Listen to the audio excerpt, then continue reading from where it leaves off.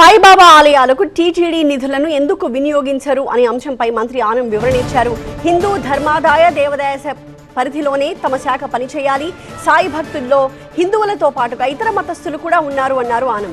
పురాణ గ్రంథాలు, పౌరాణిక శాస్త్రాల్లో షిరిడి సాయి లేరు అన్నారు.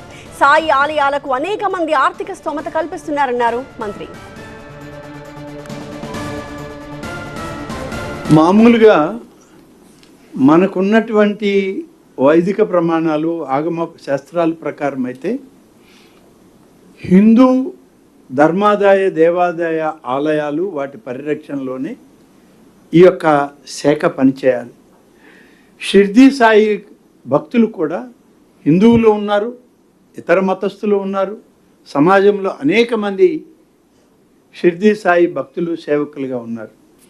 కాబట్టి మొదటి నుంచి పౌరాణిక శాస్త్రాలు, మన పురాణ గ్రంథాల్లో చూస్తే షిర్డీ సాయి ఆనాడు ఈ యొక్క పౌరాణిక హిందూ ధర్మశాస్త్రాల్లో లేరు.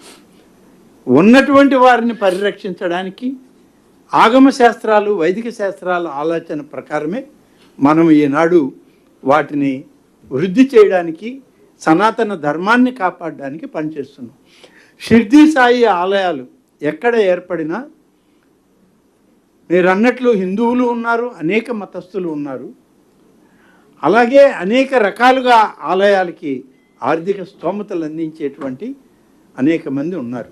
కాబట్టి ఆలయాలు వాళ్ళు అభివృద్ధి చెందుతూనే ఉన్నాయి, వాళ్ళ దగ్గరుండి వాటిని పోషించుకుంటున్నారు. కాబట్టి హిందూ ఆలయాలకు చెందినటువంటి ఈ నిధులని హిందూ రక్షణ ఆలయాలకు మాత్రమే మనం ఖర్చు చేయాలి.